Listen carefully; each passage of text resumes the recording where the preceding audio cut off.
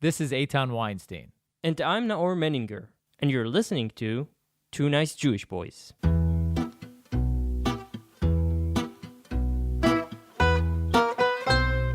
This podcast is made in collaboration with the Jewish Journal. Check them out at jewishjournal.com. Also in collaboration with Arutz Sheva, israelnationalnews.com. If you'd like to support the podcast, visit 2njb.com/donate.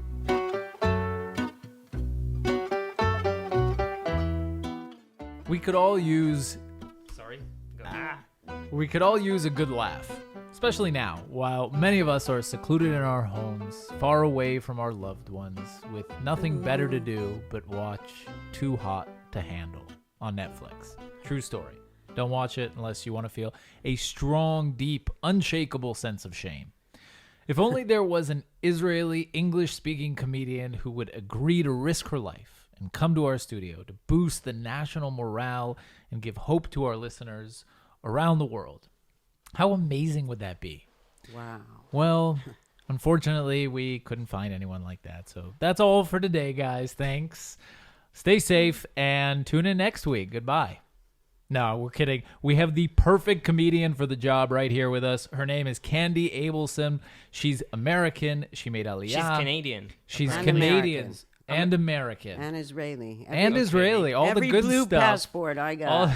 Nice. And she's a superstar in the local comedy clubs doing stand-up in Hebrew. At least she was when going out and comedy clubs still existed. Right. We're delighted to have Kandi on the show with us today. And a quick disclaimer, this episode might contain profanity.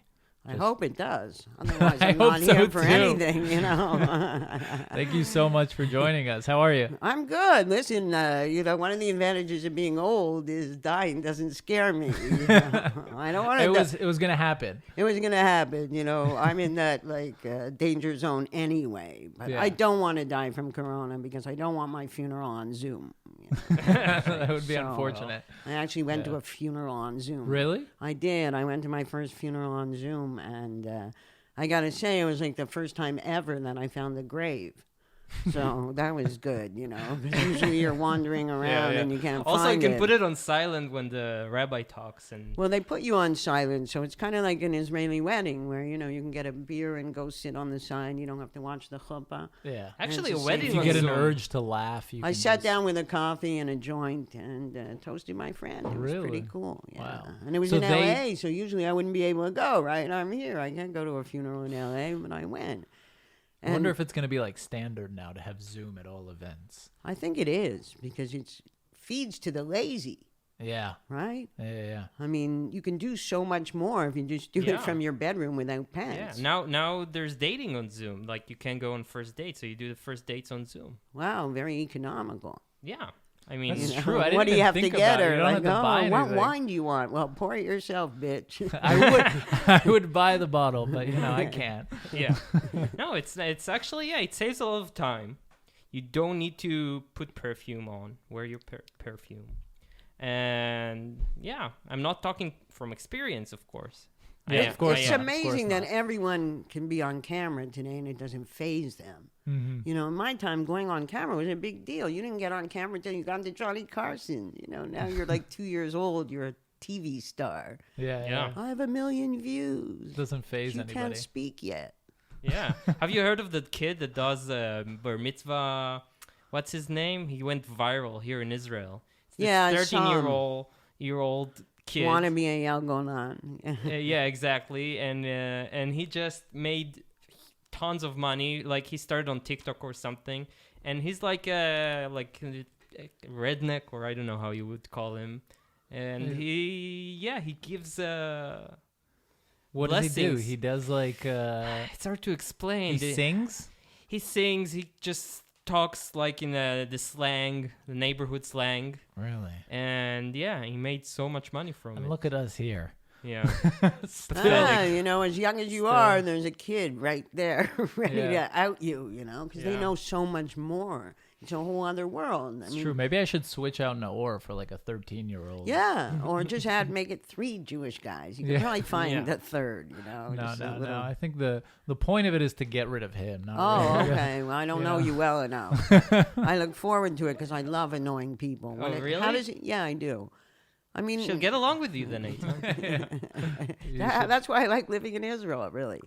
Yeah, because everyone's annoying here, huh? Well, it's not like, let's say this, everywhere in the world, if you get up in a bad mood, you have to pretend you're in a good mood. Mm-hmm. But not here, right? Because you get up in a bad mood, you can go to the doctor's office, you can go to the supermarket, you can go anywhere and find someone to fight. Yeah. Here, if you get up in a good mood, you have to pretend like you're in a bad mood. Exactly. Yeah, it's like the other Good way around. point. Yeah, I hadn't thought about that. So tell us, how did you get okay? So when did you move here from Canada? I moved from Canada to the U.S. Okay. My first year in I started stand-up late. Like I Okay. was 35, I think. And Takes a lot of balls to do stand up. yeah, and I have big balls. That's why I can't Yeah. wear a skirt. So I was gonna ask. what happened, I had a big business in Europe. Okay. And everyone said, "You're really funny, you should do stand-up." And I'm like, "What's stand-up? Just go back to work." And then I lost my business, and 600 people lost their employment. And I was pissed. And I said, "Okay, next time they take my job, they can kill me. Everyone says I'm funny, let's see if I am." And I had no interest in getting up on stage and telling jokes. I mean, I love writing jokes. Mm-hmm. That's brilliant. And you want to write the perfect joke, but I have terrible stage fright till today. Like 32 years later, I can still throw up before a big gig. Wow. Imagine that. Just not on my carpet. Yeah. No, never. I'm well trained. This isn't a big gig. This is a tiny gig. So wait, what was the business? Can I ask? Yeah, I sold vacuum cleaners, American vacuum cleaners in Europe. And you employed 600 people. Well, yeah, in 3 countries because nobody did that in those days. So if you went in their house, they were totally relaxed. And you could show them this fabulous machine, and it was good, and then you never left without it. So it was door-to-door salesman? Yeah, except we made wow. appointments. We'd say, "Oh, we have someone. Can we send them to you?" And they'd say, "Sure."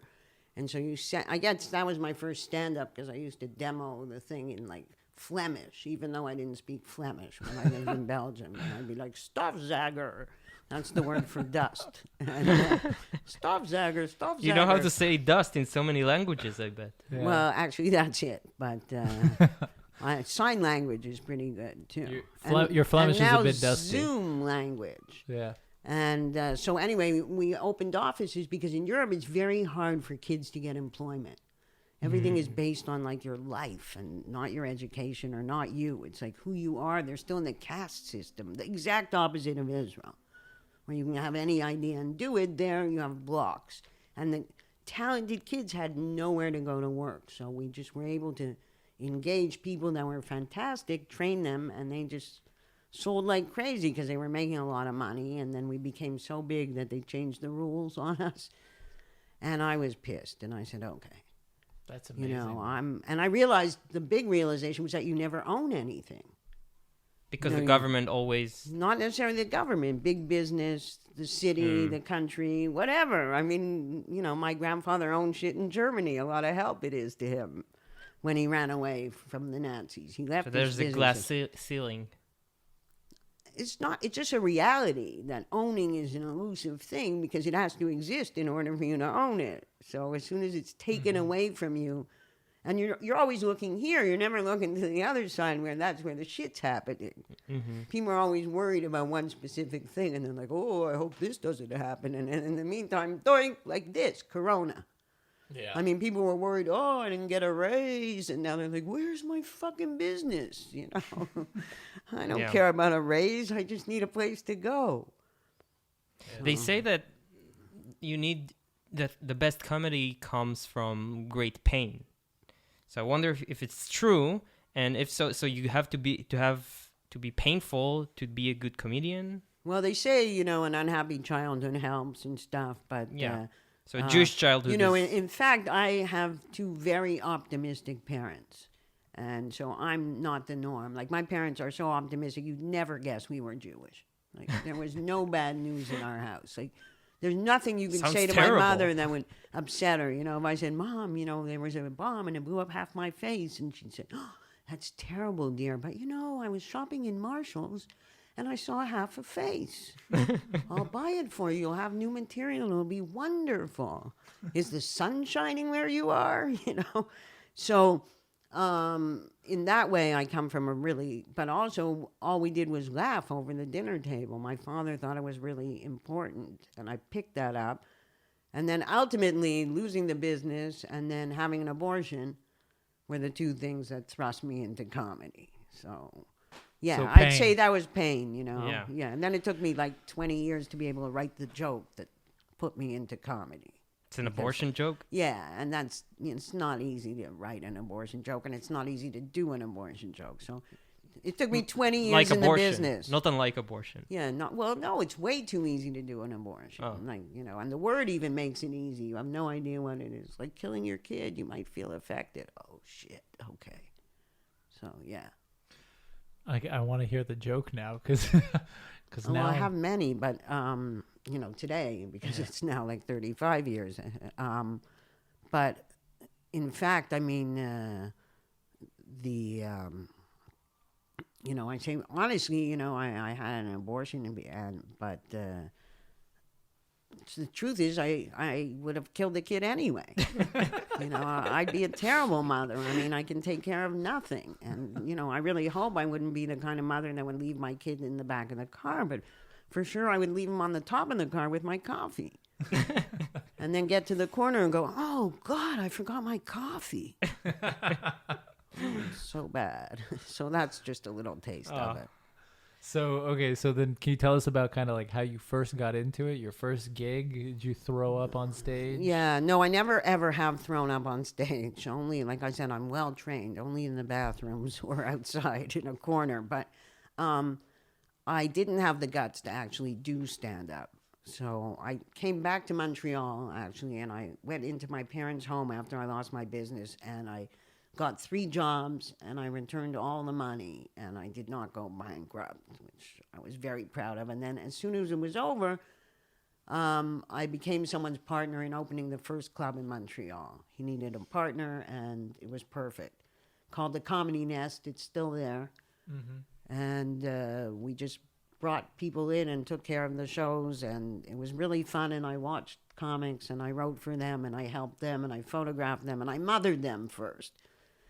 And then I was like, where are the women? And my partner brought in a female headliner for my birthday as a gift for me, Adrienne Tolch from New York. And it was unbelievable. It was like someone finally opened the girls' locker room. You know how the guys are always in their locker room talking about their jock straps and their dicks. And, what about the women? Not like women are like this and women and dates, but actually saying things. And she would stay at my house, and I was like, so the next morning we're smoking it. She taught me to smoke in the morning. And she It's could have an been, art. Yeah, she could have been a Corona person because she rolled me a joint and said, personal. And then I said, I really want to write for you. And she said, I don't need anyone to write for me. If you want to write, you better write for yourself. That's the only thing to do. I'm like, I don't want to perform. She goes, well, then too fucking bad. Take it like a man. So I was like, okay. And so what I did, because I owned the club, it was great. I actually had been asked to produce the first Just for Laughs comedy festival because Jim Carrey came to perform in our club. And the scout came to look for someone, and he saw Jim Carrey in our club. He was pretty impressed. So we got the gig producing the first English shows.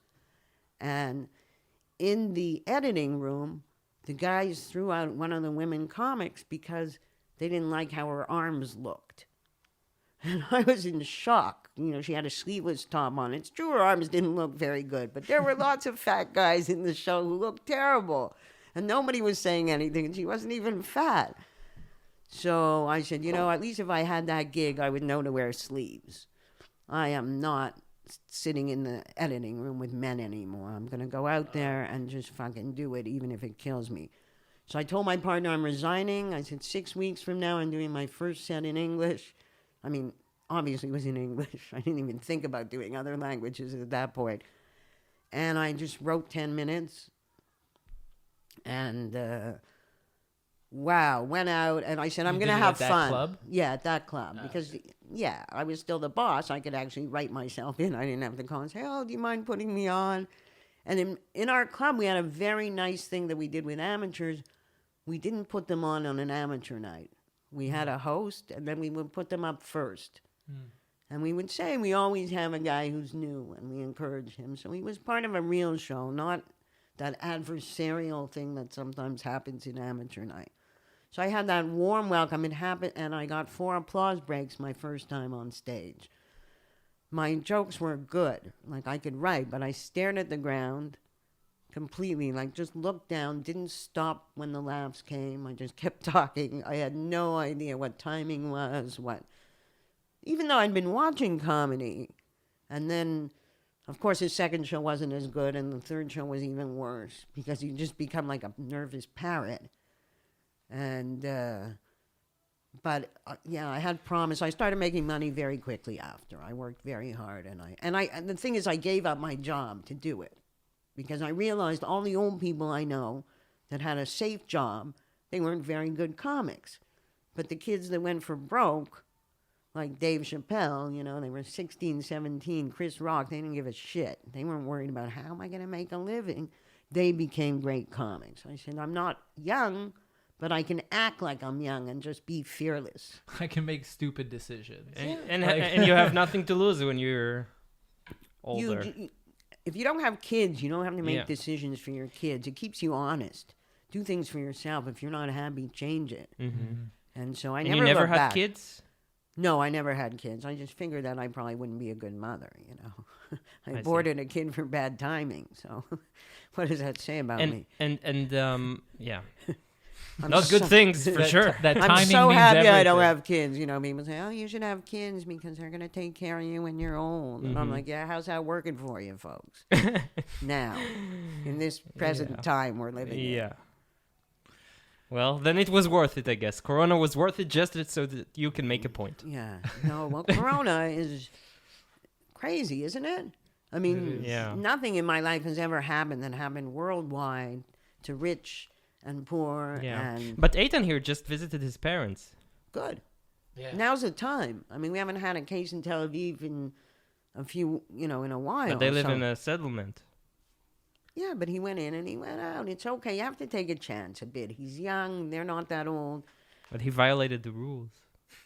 Well, why are you telling people? You want to get rid of him, obviously. Also, it's like the He's always been a snitch. John Tattletale. Yeah. Actually, you know, like last week or in the beginning of the curfew, you see there's a school here and there's a football, soccer field here. And I can observe from above, like scout. And each time some younglings played soccer and broke curfew, I would call the police and snitch on them. Oh, of okay. course, because it's These are the fun. things you should keep to yourself. Because, you know, we're all close at home and they play soccer and violate the rules. That's not fair. And at a certain point, the police officer started to, like, on the phone, started to diss me. Yeah. I'm I'm with him, I got to say. I'm with Yeah, him a well. bit, yeah. This is why you'll never be good citizens, and I am. But I'm a good soccer player. I would go out and Well. play with them. Because soccer, you're social distancing. With the ball. The ball. Oh, the ball, right. Yeah, the Ball ball passes is a... germs. See, I'm such an optimist. I never think of the bad side. Like, oh, yeah, right. Okay, that could happen. But yeah, I guess these are crazy times.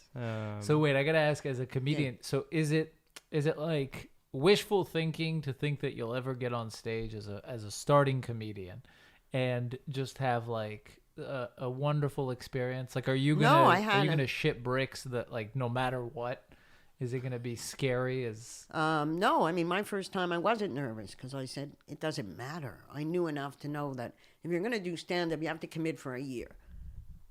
Because one performance doesn't mean anything. Everyone's going to have good and bad, and you never know when the good ones are going to come and the bad ones. Get the first one over with, get the second, just keep going. Have a commitment to keep going. And I had that commitment before I ever went on stage. So I went on stage the first time without any... I was really nervous, but I wasn't, in some ways, the nerves I have now. So, Yeah, I got 4 applause breaks. They never stopped laughing. Nobody knew that. I mean, although they said it was my first time, nobody believed it was my first time. And the first time I did it in French, also, it was so good that they took me to the comedy festival in French. And, you know, I couldn't even believe that it was so good because that one, I mean, I had gotten to the club and I had asked for a Coca-Cola at the bar and they didn't understand. And I'm about to perform to 400 French people, and the guy at the bar didn't understand Coca-Cola from me. At which point, I like ran to the bathroom and heaved. And when I came out, there had been a host, and I thought he was going to do 10 minutes. But no, he went on stage and did like 30 seconds and brought me on. So I was like wiping my mouth off and going on stage. And I never thought, you know, that I was going to succeed, but they love me because I'm very outspoken, right? Like there's no limits to what I'll say. And in French, people are very overly polite and ridiculous and not real. So I was so real, but they're Quebecers. They understand real. You know, they have my same background, but because they're French, they have like Jerry Lewis comedians. Canada is such a weird country. Why? I like it. I'll defend it. Two languages, divided by language, I guess. For some weird reason, swearing oath to some old lady in the other side of the ocean. Right, that's because we're too lazy to do things ourselves. Right, that's because it's not creative to run a country. It's not a creative job. People in Canada like to do things that are more fun, and so they like to, like in Quebec. I mean, you don't have a lot of big business. You have a lot of small business. People don't want more than 10 employees. It's too much work. Let's just get something good, like they're good in animation or small things with film, but not the really big. They have no aspirations to be billionaires or millionaires. They're like, just give me a job, a good house, let me go skiing or... It's not a very innovative country. It's not a very innovative country. What do they have to innovate? They have the forest, they have water. Yeah. What's to innovate? Here we have to innovate because we have no water. We live in a fucking desert with enemies all around. All we can do is innovate to stay alive. Yeah. But in Canada, it's just like, hey, let's try and preserve what we have. It's so great, and we'll be very polite. Like, it's too bad Corona wasn't, like, coming from Canada, right? Like a really polite virus. Excuse me, can I infect you? No, fuck off. All right. Sorry to have bothered you. It's a dictator's yeah, it came from China, which is, you know, not the best. And now we're trying to get solutions from China, which is ridiculous. Can't we learn anything here? I mean, we can always inject some... how did he say it? Inject some... disinfectant. Disinfectant, right. yeah. Some Clorox. Yeah, well, we all know how intelligent he is, although he must be much more intelligent. I mean, I'm still in shock that he got in. I never thought it would happen. And I'm so happy I live here. I would not want to be in coronavirus in the States and have that as my leader because say what you want about Trump, I mean, he makes Bibi look good. I think he's just fumbling because he's just so... I think he's realizing that he's losing it.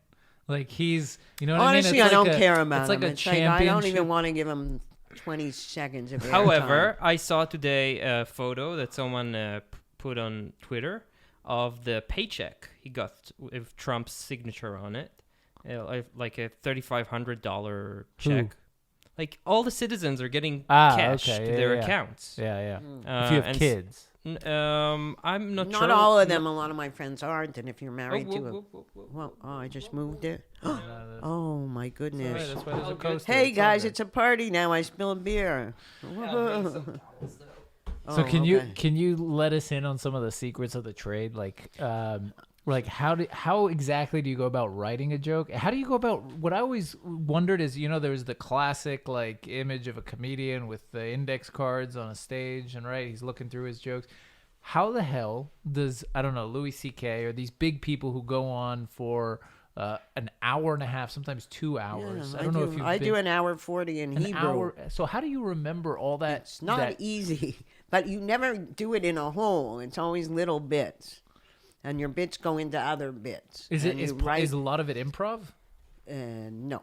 It's all scripted. No, word for it's word? not all scripted, but different people have different styles. Amounts of improv, but most of it is scripted, and then in the middle you go into different improvs, but even after so many years on stage, even when you improvise, you usually come to me with an answer I've heard before. Even if I haven't heard in 20 years, the line will pop. If I had a good one 20 years ago on the question you asked me, it'll pop back in, and I'll be like, yeah, look how funny I look. My memory is actually good. So it's a challenge. People walk all the time. They walk Even on with all stage those with joints. notes in their hands. Yeah, I think I've trained my memory to support the joints, and Alzheimer's won't be scary to me. But I wrote a joke about blanking out before I ever got on stage because that was my biggest fear, was that I was going to actually, two things, getting a heckle and then, of course, just not knowing where to go. And it happened to me on a TV show in Just for Laughs that I was killing. It was in French, and I was 3,200 people in the room and television, and what do you call balconies? Like 3 balconies. My first time on such a big stage, and I was fine for like 5 minutes, and then I just all of a sudden heard the laughter, and I just like completely forgot where I was. Not in my act, and you just breathe like you're doing anything else, right? And I said, wow, it's so amazing to be here. And by the time I finished those 6 words, I had a direction again. And so just rarely do you completely panic. But the best thing, comedy's about honesty. Mm-hmm. And so you do your best to remember. And when you don't remember, you say you fucked up, you forgot, big deal. You pull out notes. Today, kids get on. I don't like having notes because I feel like when I'm on stage, I have to make you laugh. If I have to look, that's taking time away from you. If I don't remember the joke, do a different joke. Make up a joke. Mm-hmm. Go somewhere else. Like, to me, I'd much rather give you a live performance in the days when I had people there to give live performances to. Then I always feel like you are... but on nights where you're going out only to try new jokes, if it's for TV or something, then fine, take a list, because you need to do them for TV to see if they're working.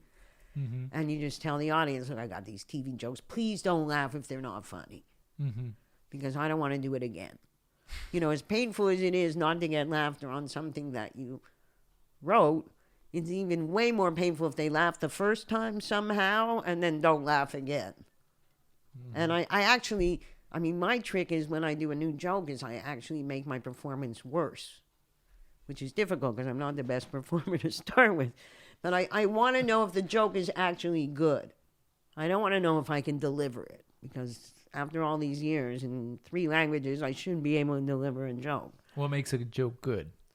To me, it's still a great punchline. Okay? Universality, if you can have it. Timing?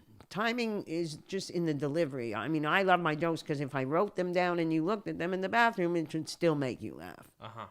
You shouldn't actually need me.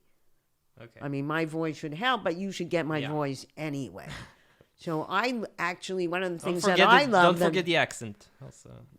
But I don't have an accent in English. And No, but isn't there something Jewish in your English accent? Or is it just me? I don't know. Montreal Jews maybe sound like Jews. I don't know. Maybe. I don't think so. You're just racist. No. I'm not sure. No. Yeah, well. Well, let's ask the listeners. Yeah. Guys, because if you can't think talk Kandi about has yourself. But Jewish accent, then send her a hate mail. And I think a good premise is important when writing jokes. Okay. Like I try to write jokes about things that I want to talk about and not, if something's been talked about 1 million times, I don't really want to talk about it. Like marriage? Well, yeah, I have a few, I'm married 19 years yesterday. Ah, mazal. And I do most of my sets without telling anyone I'm married. If I only have 10, 15, 20 minutes on stage, I don't even say I'm married. Right. Like, what's the point? You lose half your audience and the Abortion, other on the other hand. Yeah, well, then I'm doing a public service announcement because people don't talk about it enough. They stick it actually on the bus, right? Like, abortion isn't fun. Oh, really? I was going Luna Park or abortion? That's what I was. Luna Park is amusement park for anyone in America that doesn't know. That's what I was wondering. But I think, strong premise is... so I say that I'm so happily married, I think I'm single. And it's true, I do. And that's only because I'm married to a guy that bakes chocolate cakes. And that's the only reason I'm married. Like, I literally told my husband, all right, I'll marry you today if I don't need makeup or a dress. Because he Eitan wanted can to get identify, married. I think, because Well, Sharon, my fiance, just started baking. So, yeah, if I was having doubts about the decision before, now I'm completely... all in. He's all This in. guy, like Sure. every time he bakes, I remember why I married him. Yeah. You know, I just get so excited. I mean, Does he upgrade the cakes sometimes? Well, he when we went to Sinai, he did. He gave. You mean like pot brownies? Yeah. Yeah. Let's be specific. Yeah, pot mint brownies he made for our trip to Sinai. Okay. And he doesn't smoke, by the way. He And is then the ISIS most- got you. That was... When we came back, it was quite funny because we came back just a minute before, and the guy said to me, "Have you been in China?" But in Hebrew, it's Sin. And I had just come back from Sinai, which is Sinai. And it's outside, it's loud. And so he says, And have you're you high. been to Sin? Of course I'm high. I do everything high. It's not an excuse for me. So I said, yeah, of course. I just spent 2 weeks in Sin. He goes, not in Sinai. And he goes, not Sinai, Sin. I'm like, no, I've never been to Sin. Why are you asking me that? No, I haven't been to China. I have no desire to go to China. Why are we talking about this? And then, yeah, a week later, Corona. I did my last show, you know, and I didn't know it was my last show. I did jokes about it right away. 'Cause That's what you do. I came out, I'm like, Yeah. yeah, I'm the oldest person in the street, but, you know, I'm like, oh, everybody only wants to know, can we have sex? Can we have sex and be dude in quarantine? And I'm like, yeah, but only doggy style. So that was my public service announcement that night. But It's Anchayot, the guidelines of the health ministry is Right, only, like- only doggy style. I didn't buy, you know, in the States, everyone bought toilet paper. And that was the most ridiculous thing. I mean, if it's the end of the world, I'll use a sock. What do I care? You know, really. I went out and bought some nice drugs, like some hallucinogenics, because you have time. Mm-hmm. And because I like to take a good trip. So I had acid. And, you know, then you go in the streets and you're Did like you ever dancing with your spirit guides. Trip out of it, or are you still high? You know, I love that about acid. It takes so long to come down, you know. It's just you usually don't have time, and it's really value. Like in terms of drug value. Mm-hmm. Yeah, it's really good. you Guys, don't- if you you don't- haven't done acid, have you done acid? Yeah, Yeah, once. good. And you? Nope. No. So I got to say, I feel bad for you because you think that Instagram is colorful. And it really Ethan, you isn't. concur with all that? Yeah, I also find that you don't have, like, I mean, I don't know, I did it once, but Right. it wasn't a bad trip. It was, I had a one bad moment, but like it felt But to it me was like worth it was easy. It was an easy drug. It wasn't a scary drug. No, You have bad moments all the time, though. Yeah. I But, did it once at 32, and I did it the second time at 64, and I guess the third time will be 96. So every 32 years, whether I need it or not, I do a good acid trip. And I watched the Super Bowl on acid. It was so cool because instead of the 2 points, there were like 150. And the ball was so colorful. I was like, yeah, go back for a pass. I feel like that's the only way to watch the Super Bowl. I don't think I'd get through it Oh, if I didn't have fans. I love You're a big football, fan? and I'm a big sports fan. It's one of the things I miss the most. Yeah. I miss 2 things. I miss sports, and I miss walking home from the club, and everyone knows me from my weed jokes on the internet. So people stop me and say, "Hey, you want to smoke a joint?" And on the way home at 2 a.m, I'll stop a couple of times and smoke joints with people in the street, and I really miss that. I'll leave at 2. I'll get home at 3:30, and it's a walk of like 15 minutes. So. Free weed also. Like, Yeah, a well, lot you of know, free weed and that's- good weed, and I'll take anything. I'm so like, I don't care, you know. Oh, you want oil? Yeah, sure, I'll have oil. You want it from this way? Yeah, sure. You want it like in Clorox? Yeah, Trump says it's a good idea. I don't know. It's just weird. But you Getting- started doing stand-up in Hebrew. That's crazy. It took me a while because I didn't think it was even possible. And then Shahar Hassan, who's such a big star and has actually virtually had no English, came to me and asked me to translate for him. Mm-hmm. And I watched him, and he got better and better. And I was like, wait a sec, if this guy can do it, I mean, I'm not saying he's an amazing stand-up, but Yeah, I but mean, he his has no English is- English, and he would If a get on Yemenite can do stage. English stand-up, then I Well, can do then I can Hebrew. do Hebrew because my Hebrew is actually good because I went to university here for a bit. Uh-huh. And because I went to Hebrew school, and so my Hebrew is actually pretty good. But Yeah, no, it he's was a hard. Like phenomenon. when I started, I was like, and then I learned in Hebrew that you say M. Right. And so I upgraded my ums. And it was slow going, and I still make a lot of mistakes, and it does help me sometimes because I don't have the respect and the rules that you do. I love Hebrew, but if I have to pick, I like the masculine form better than the feminine form. So I often will refer to myself in the masculine form, because not because I'm transgender, but because I'm tougher. You know, I'm not tough for a girl. I'm fucking tough. You know, I'm tougher than all the guys. So why should I be referred to as a girl? Like in everything, you know, you're this. They have, yeah. So that's how I feel. So wait, so what's the comedy scene like in Israel? I mean, it must have been hard to like come here. It was. I mean, my husband, I would have never have come back to Israel because I was so happy. I lived in L.A., walking distance from the Improv, the Laugh Factory, and the Comedy Store, working in all three of them, working on the road in Vegas 4 times a year. I mean, I had a perfect life. Yeah, I mean, why? Like, it sounds like you did some incredible Yeah, work. totally. Across, And, like, why did you make aliyah? because my husband is British, and I didn't know. I got married. I went on the road for 4 months, and then I came back, and I realized the guy aged like 3 years, and I'm like, what the hell? It turns out he hates America, and most Americans, like not all of them, obviously. He had really good friends, but it drove him crazy, the government. And I said, I'm not prepared to live with an unhappy man. Because it's never going to get better. America's always going to be full of Americans. I love Americans, but if you don't like them... It's kind of a built. It changes with time, though. No, it kind of doesn't. comes with it. There's always going to be more Americans than anything else in America. And I said, if you're not happy, make a change. I mean, it's on you. I'm not prepared to live with you unhappy. So decide what the fuck you want and let's go. Just pick somewhere that's interesting and warm. And you can die every day from a terror attack. Sounds like Well, interesting to me. You know, that's interesting, isn't it? Wow, that's crazy. And so Yeah. he picked He Israel. picked Israel because, and I said, but you haven't been there since you're 18. What's wrong with you? How do you know you'll like it? He goes, well, you like it. I'm like, yeah, but then we have that problem again. I like it everywhere I am. I'm a happy person. So you're British. You know, everything is always a negative with the Brits. Yeah. Well, how is it? It's not terrible.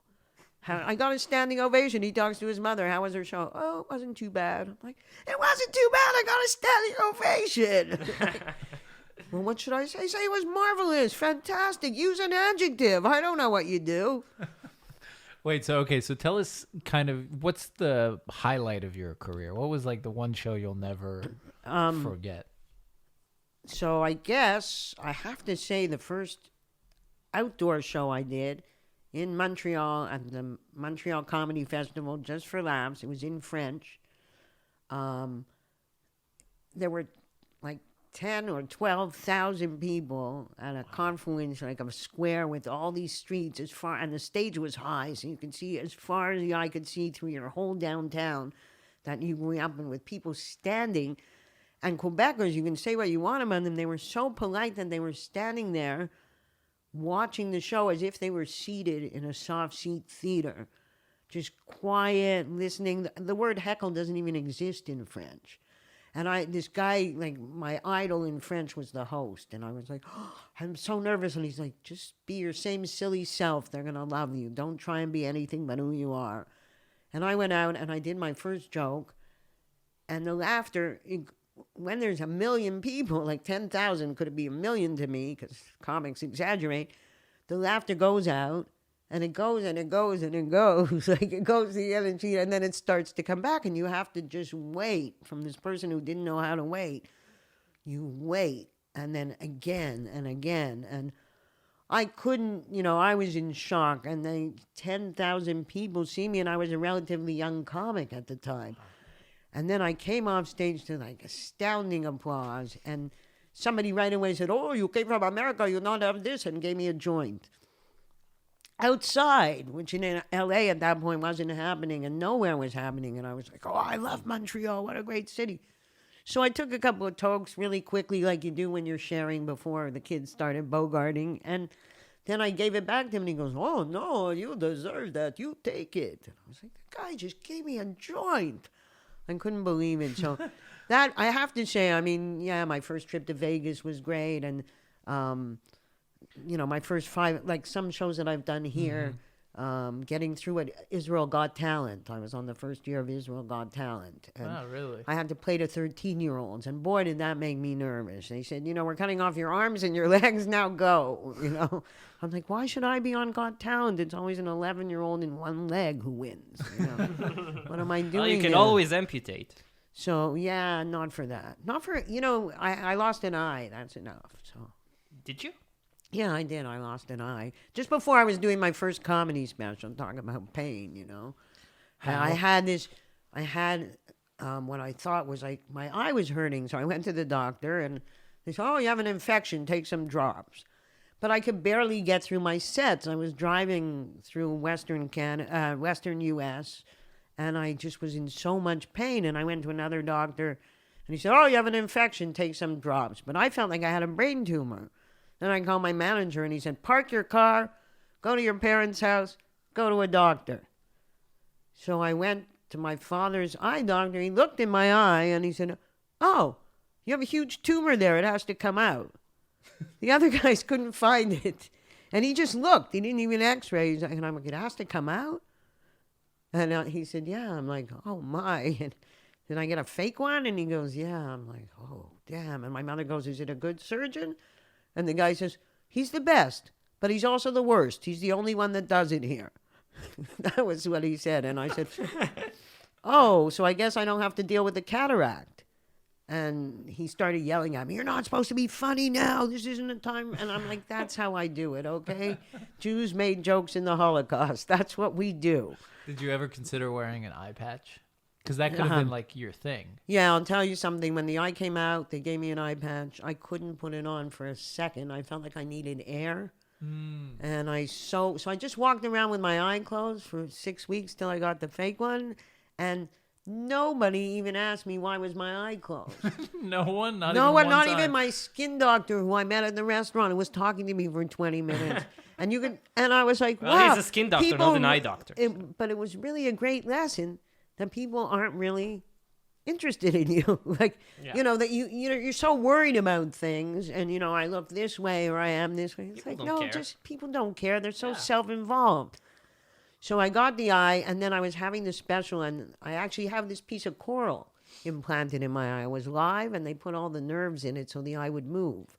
Right, because you can't tell. Right. So then after 3 months, when it's dry, they actually drill a hole in the coral and attach the eye, and it moves. So when I was time to do it, he didn't have time for me, the guy, the doctor. He said, I can give it to you in 4 months. So I wrote him, I have a TV special. And you said it isn't complicated. So if you can't do it, is it okay if I go to a carpenter? Can you recommend a good one? And he called me like 3 seconds later. He had no sense of humor. You can't go to a carpenter. I'm like, I know, I needed your attention. I'm pretty sure you'll take me. I have a TV special. I need my eye to move. The only carpenter that could help you is Jesus, maybe. Yeah, I bet he Probably wasn't not. very good. He had primitive tools, poor guy, and his Not hair for was eye always in his surgery, yeah. face. and, So yeah. what's the funniest things about living here? Living in Israel? Right now I love that people are actually listening. Are listening or Yeah, are they are. here in Tel Come Aviv on, and they are Florentine? listening. They're mostly listening. We have some new cases. They're mostly Yeah. listening. Come on, Israelis don't listen to anything, and now they're mostly listening. I think that's funny. What do I think is funny here? Just on a daily basis, I find things funny. Like if you say I'm Canadian, so a word I use a lot is sorry. Mm-hmm. And, I bang into someone and I say, I'm sorry. And he yells at me, why are you saying sorry? I banged into you. And I'm like, oh, sorry. And he's like, don't say sorry. I don't want to feel bad. You want me to feel bad? I don't want to feel bad. I'm like, oh, sorry. Now I'm just saying it to piss you off. But I love how when you call the doctor here or whatever and they answer, they're just so concerned, Even like the secretary, oh, I hope you're very fine. Like everybody treats you like you're their mother. You're in the danger zone. Yeah, I know. I'm old. That's what it means. Now with the disease. Yeah. But even before, I don't know. I can't hardly even remember what it was like. Before. Yeah. Isn't that So long crazy? ago. Like, I can't remember, like, you're watching TV and someone hugs and you're like, what are you doing? Oh, yeah, it's okay. Filmed in 2018, you were allowed to hug then. But I think your new system is even better than hugging. Oh, my little ass, whatever. Yeah. Yeah. The ass tap. The bump. You remember ass the tap, I bump? guess, That's sounds what it much was. worse. Yeah, Ass tap. yeah. Can't call it an ass tap. no. I keep saying ass tap. It's not a... You know, like I make up words too. Like I'm a sutlan, which means pothead for anyone who doesn't speak Hebrew, and I'm a slut, so I made up the word slutlan. Slutlan. And that's one of my words. You know, I'm a slutlan. Yeah. Yeah, I don't know what. Isn't that funny? That what's funny here now though is that they gave us a rule that we couldn't go more than 100 meters, which is 100 yards from your house, and so you could be like a bad guy, you know, for going 150 meters. You know, they can put you in jail, and the guy in your cell says, "What are you in for?" And you go, "Walking." I walked 30 meters more than I was supposed to. And now Well, mask you're is a also danger. Mask is also obligatory. And, you know, it's kind of nice because so many people don't brush their teeth. What's a pity is that people are cleaner than they ever were and they can't get near anyone. You know, everyone's washing and washing and washing. And finally, the guy in the next cubicle wouldn't stink, but they put him at home. So it's not fair, you know. Yeah. That's one of the ironies. Everybody's super hygienic now. Yeah, my fiance keeps carrying alcohol gel everywhere. Right. And forcing me to put it on every time I touch anything.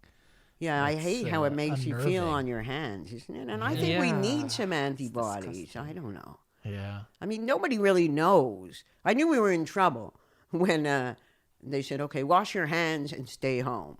You're like, what? We're in 2020 and that's the best you got for us? Stay home and wash your hands? We're fucked. Like the top, I mean, the top epidemiologist. yeah, exactly. I'm This like, is that's all you got? 7 years degree. Are you kidding? And then, you know, and then they decided they'd close the Shuk. And because I live next to Shuk at Carmel, the Carmel Market, I went in. I said, Mark, my husband, let's go get our last ride. And so he's in the store buying plastic containers for chicken soup. And the police are coming and I start yelling, Mark, Mark. And he comes, I'm counting. I'm like, don't count, pay. They're going to arrest you. It's like Why the am ghetto. Scenes from the ghetto. Yeah, but, you know, like my mother said, look, dear, it's not targeted. It's random. Yeah. And it's not only against the Jews. Yeah. Everyone. What I like about it is that it hit everyone. Rich, poor, wherever you are. It's not targeted. Yeah. And, It is it's still random. kind of targeted at the Jews, though. I mean, right? How? 200 No, I'm people just have saying died here. Here, it's just the Jews. Meaning it's here? all the Jews in the lockdown. Oh, and So they it's are kind of like, Arabs. you know. Well, I I'm don't just know. My saying, friend you- Mohammed Nama, a very funny Arab comedian, his Yeah. grandfather died in Bidou just now, today. Mhm. And he's from an Arab village that has tons of it. No, I'm So- kidding. Yeah. I'm just. Oh, yeah. okay. I'm No, that's saying not the, funny, man. The It's Holocaust not funny, man. comparison, you know. No, it's not funny. The Holocaust comparison. My favorite thing that a comedian said to me once in Canada. In Canada, when you drive a lot, so you're in the car with 3 other comics. And they were dissing on all the chick comics. And I said, you know, what about me? And they said, you're not a chick comic. You're just a dickless one. And I was like, yeah, that's a compliment. And Kenny goes, you know, if you were in the Holocaust, you'd be nobody's bar of soap. And I was like, thank you. I think that's a really nice compliment. Yeah, the nicest isn't thing it? anyone has ever said. to you. Ever. It's yeah. beautiful. Yeah. Beautiful. So you're doing Zoom shows now. I'm doing some Zoom shows. The Comedy Bar has started doing weekly shows. They let in 100 people on Zoom. So what's and your we do it big from dream the here? office. Listen, I only have one dream in comedy. It's always to write the funniest joke and to make the most people laugh. I've never had any dream to be big or have a TV show. Like, wherever it takes me, that's where I want to go. It's always to write the funniest jokes and to make the most people You laugh. act? I do act, yeah. I've done, but only when people call me. I don't. I rarely go out to audition. It's Right, like, right, yeah, right. you want me? Call me. I'll come. I'll Okay. do it. I do act and I write and I'll do anything. I'm basically like a comedy whore, or now I'm a Zoom slut. I like to call myself. I was a Zoom virgin 2 weeks ago, and now I'm a Zoom slut. I did a comedy festival called the Couch Potato Festival, an international festival, on Zoom last week, and it was in 40 countries. And Israel had an hour, and so we did comedy, and Nice. Oh wow. it went out on Facebook Live. But it's amazing how I'm working all the time, but not for money. But I suspect in whatever, 3, 4, I'm going to get a crane if I have to and get people on their roofs and because I miss live. Yeah. But still, I've worked in small places. The day Sam Kinison died, I had to go and do a gig of an hour to 4 people. And then the second show again, 4 people.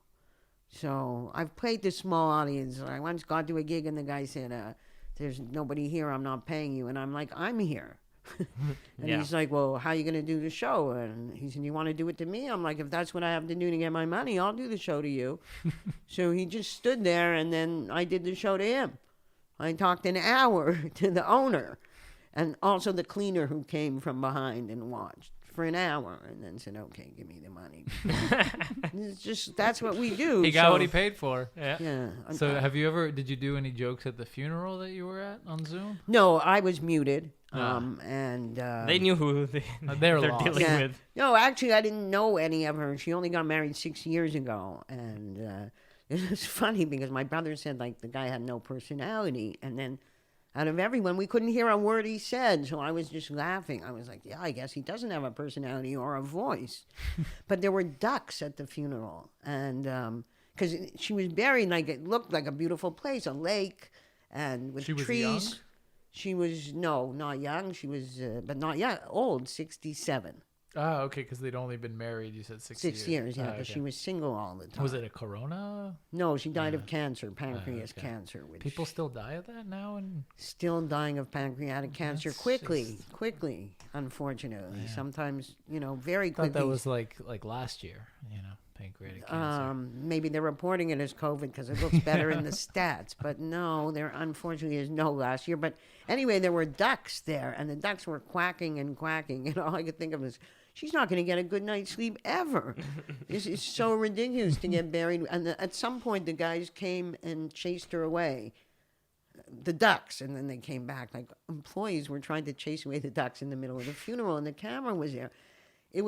She was cremated, but buried. Have you ever seen that before? Wow. So at a Jewish funeral with cremation that they put in the ground, so it's a small square instead of a big square because it doesn't hold a coffin. I mean, how grave costs nowadays. Maybe it's not a bad option.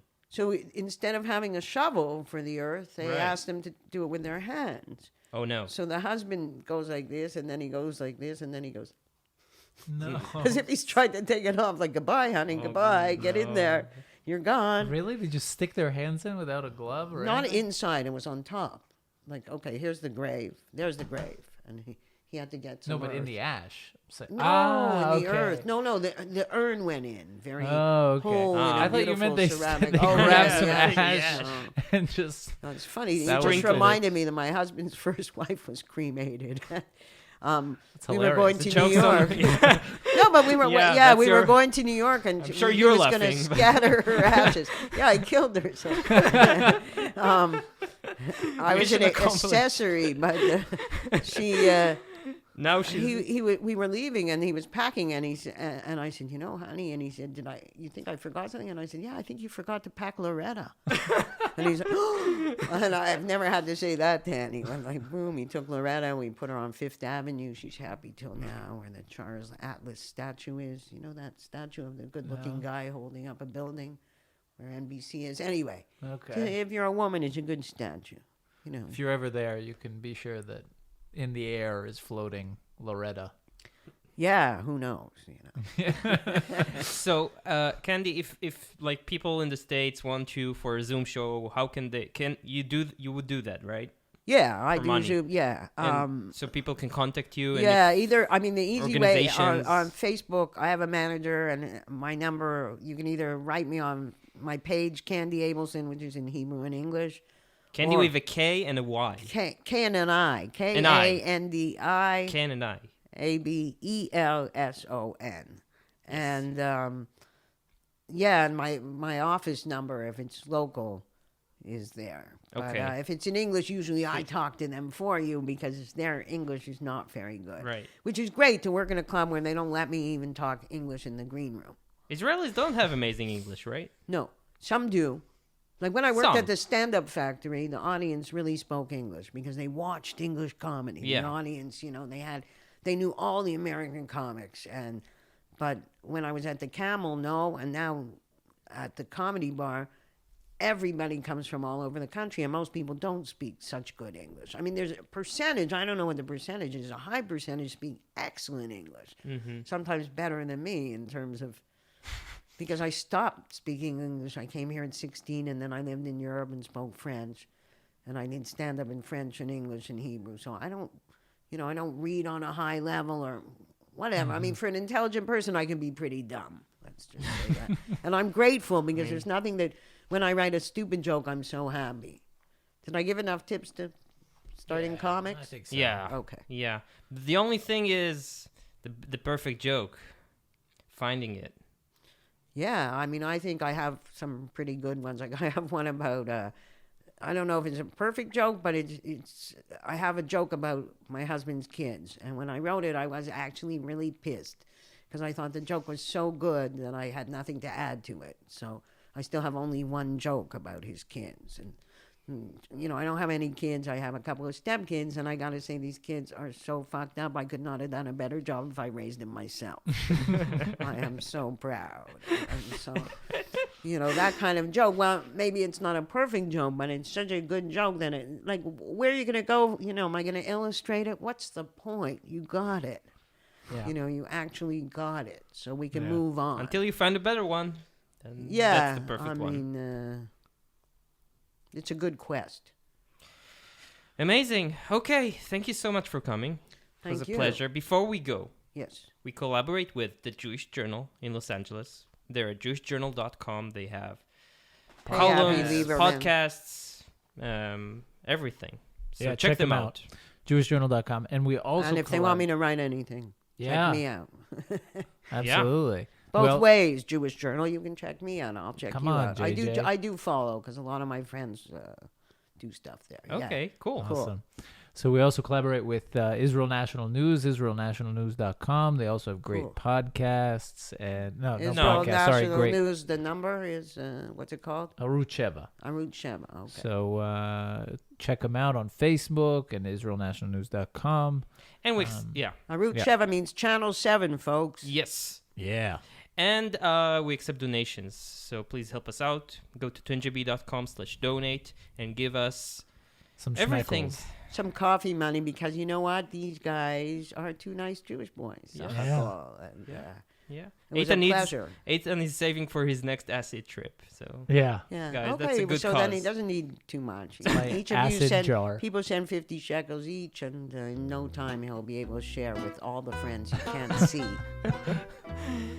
thank you so much. Thank you. Thank you, Stay Kandi. safe and healthy.